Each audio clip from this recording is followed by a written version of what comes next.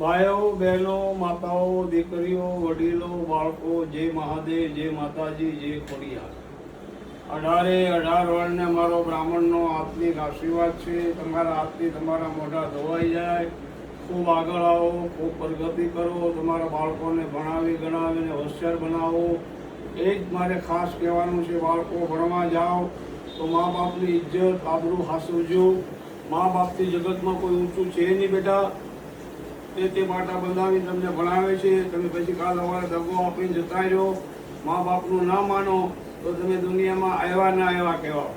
માતા પિતા પહેલું ભાનવાલાનું ધર્મ, બીજું માતાનું, ત્રીજું ગુરુનું।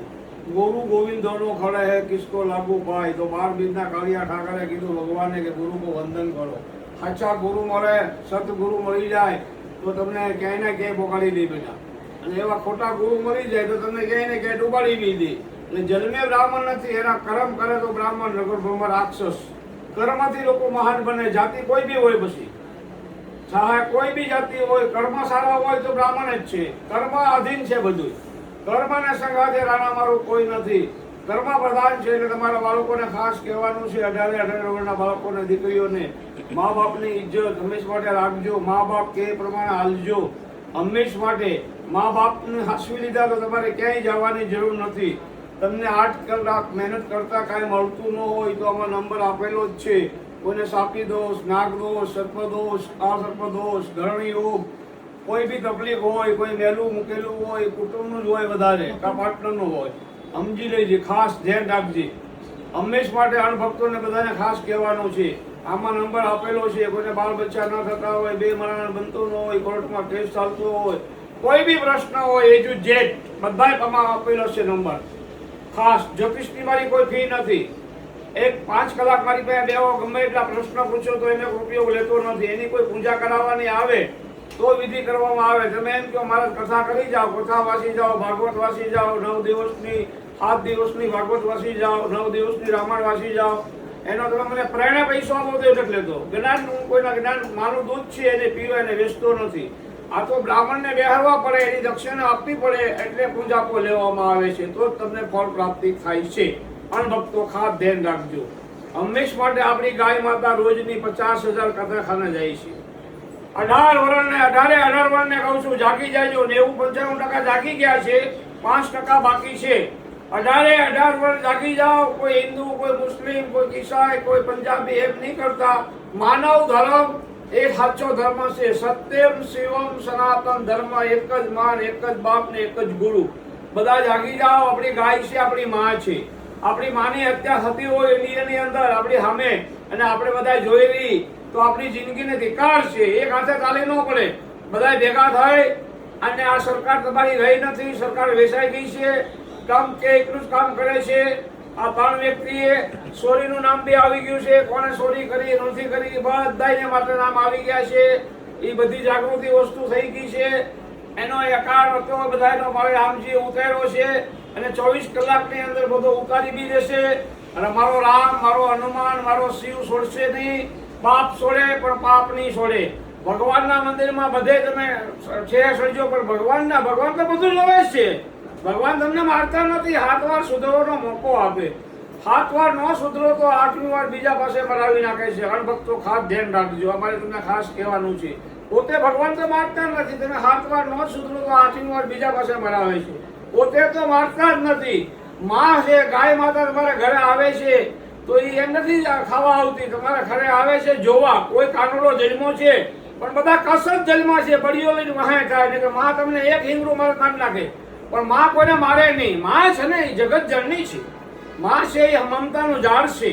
માં એ માં બીજા વગડાના વાહ। બાપનો બદલો તમે કામે આપી દેહો, પણ માનો બદલો કોઈના બાપથી નહીં અપાય, સમજી લેજો। માં એ માં બીજા વગડાના વાહ છે આ દુનિયાની અંદર।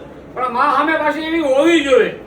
નીકળી માં નીકળી નળાધારના પેટની હોય, 2 ભાઈઓ ઘરની અંદર રહેતા હોય, અને બધાને બધાડતી હોય, અને ભાઈઓને જુદા રાખતી હોય। એક ભાઈને સારો રાખે ને એક ભાઈને ખરાબ રાખે, એક ભાઈને સારી રાખે ને એક ભાઈને ખરાબ રાખે, તો માં ન કહેવાય, એ રાક્ષસાણી કહેવાય।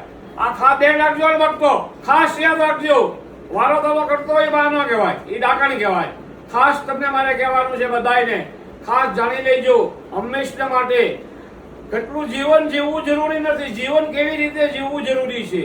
વડલા પીપળે 500 વર્ષ જીવી જાય એ જીવન ના કહેવાય. જીવન તો એને કહેવાય કે નામ રહે તારા ઠકરાના, ખાનદાની ખુમાની ને માનવતા હોવી જોઈએ. 3 વસ્તુ. બેઠક કરવી તો મરદ ભેગી જ કરવી, મરદની લેલીમાં જવું, હીરાની જાનમાં ના જવું. જ્યાં જ્યાં ખવાય નહીં, જ્યાં જ્યાં પીવાય નહીં, જ્યાં જ્યાં બેહાય નહીં, મરદની ભેગી બેઠક કરાય. એ ઊંચા ગોળનો આદમી ન કરે એની સકામ, પણ ભારતમાં બોહેનું નામ. જ્યારે ભગવાને સત્ય કળજુગ આવ્યો ત્યારે ભગવાનને કીધું કે જો આ સત્ય આવી ગયો, કળજુગ આવી ગયો, ને કળજુગે કીધું હું કાંઈ ભગવાને કીધું કે મારા માણસોને કોઈ હેરાન નહીં કરતો, તો સત્ય કળજુગ એમ બોલ્યો હું હેરાન નહીં કરું, એના કર્મ હેરાન થશે. હાલો તમને સામે બતાવું. 2 ભાઈઓ હતા, 2 ભાઈને હિરણ મળ્યું હોનાનું જંગલમાંથી. પછી કે ગામમાં રાતના હવાના લઈ જાવ તો લોકો આપણી વાહે થાય ને બધા ભાગ માગશે, એટલે રાતે લઈ જાય એટલે બધું ખબર ન પડે. જ્યાં તો મારું વાળું લઈ જાય જમવાનું, એનો ભાઈ જમવાની ગયો, એની અંદર બધું ઝેર નાખી દીધું કે આને મારા ભાઈને મારી નાખવું તો આ બધું મારું થઈ જાય. એ આ નહીં પેલા પણ ઓલું કરેલું, એની પેલા એના ભાઈએ બી ત્યાં એને મારવાનો કોન્ટ્રાક્ટ કરેલો. એમ કરી એનો ભાઈ વાત લઈને આવ્યો અને એના ભાઈને સૂકો હાલવી દીધો, સાકો હાલવી દીધી, મારી નાખ્યો. અને પછી એ પોતે ખાઈ ગયો, વાળું કરી લીધો, એ મરી ગયો. સત્યુ કે જોયું ને કળજુ કે જોયું, બે જો અમે હું કાંઈ નહીં કરું, આ ભાઈઓ મરાઈ ગયા. જોયું કાંઈ બચ્યું? એમ કહે કે ભાઈ અહીંયા બેકાર કરવું લાગે મને કાગડા, અસક ના આવે આસકા. પણ ભાઈ સામે એવો હોવો જોઈએ.